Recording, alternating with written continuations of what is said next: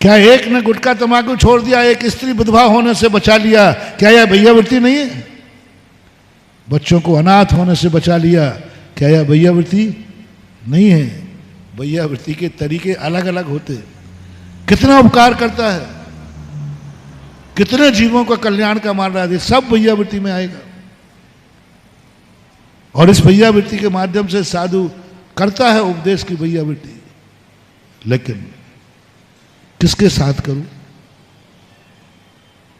किसके साथ? बस मनोज्ञ के साथ। बस जो तुम्हें उपदेश दे रहा हूं ना, कायदा से मुझे इतना समय भगवान की, गुरुओं की ध्यान में, चिंतन में, मनन में व्यतीत करना चाहिए। लेकिन मैं तुम्हारे साथ सिर फोड़ रहा हूं पहाड़ से, एक उम्मीद से कि तुम्हें, मुझे, मेरी दृष्टि में आप मनोज्ञ है। यदि मैं तुम्हारे पीछे उपदेश दे दूं तो मुझे विश्वास है कि शराब की बोतल छोड़कर अभिषेक का लोटा ले लोगे। और लिए हैं। आप शिविर में देखना, दशराक्षण पर्व के शिविर में कितने लोग जो शराब की बोतल से सुबह करते थे और शिविर के बाद अभिषेक का लोटा लेकर सुबह करते हैं। शराब तो पास ही नहीं भटक सकती।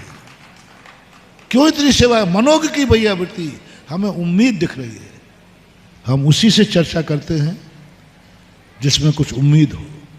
हम उसी की बात सुनते हैं जिससे कोई उम्मीद हो। उसी को हम उपदेश देते हैं जिससे कोई उम्मीद हो। हम उसी को आशीर्वाद देते हैं जिसके नमोस्तु में दम हो।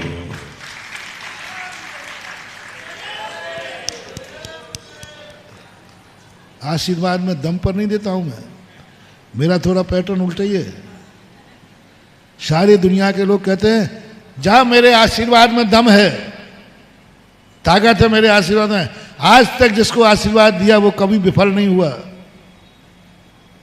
मैं ऐसा नहीं करता हूं, मैं ऐसा करते ही नहीं हूं।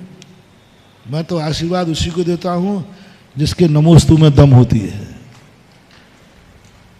और सोचता हूं इसका नमोस्तु आज तक विफल नहीं गया, अब क्या जाएगा, उसके लिए दोनों हाथ का आशीर्वाद है। क्योंकि मुझे मालूम है कि भगवान के आशीर्वाद में वो ताकत नहीं है जो एक भक्त के नमोस्तु में ताकत है।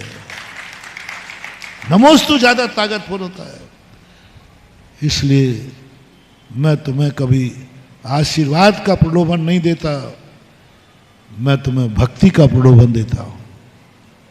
भक्त बनो, भक्ति को सुधारो, भक्ति को इतनी चैतन्यमय कर दो कि भगवान कुछ भी नहीं देगा तो भी हमारा भंडारा भर जाएगा। जैन दर्शन उपादानवादी है, निमित्तवादी नहीं। निमित्त के बिना काम होता नहीं और निमित्त कोई काम करता नहीं।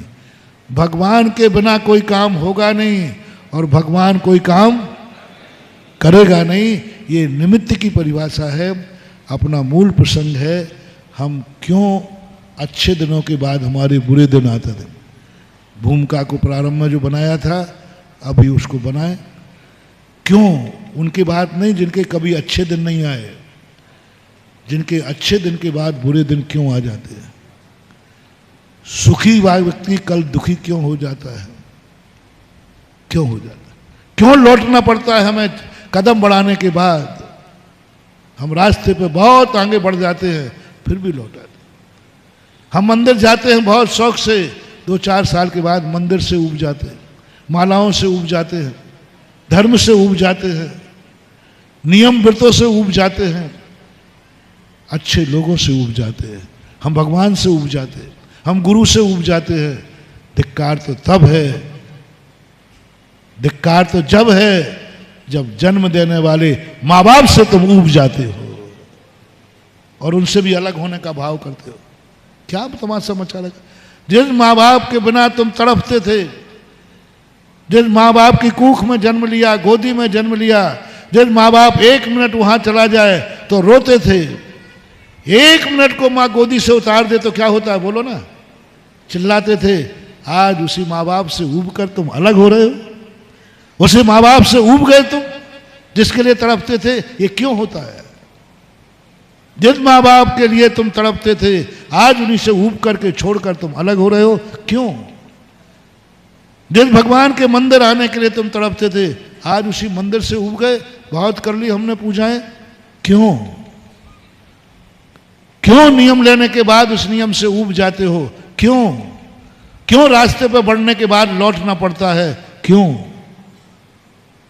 बड़ी उमंग से रास्ते में बढ़े थे और चलने के बाद पता चला कि नहीं, ये रास्ता मंजिल पर नहीं जाता, मैंने गलत नंबर डायल कर लिया।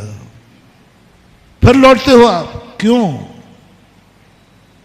इस प्रश्न के जवाब के संबंध में आज की भूमिका बनी थी।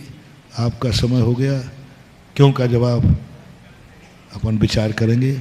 महावीर भगवान ने की। बोले परम पूज्य मुनि श्री सुधा सागर जी महाराज की। सभी लोग पीछे रहिएगा जो जहां पर हैं। मित्रों, आज का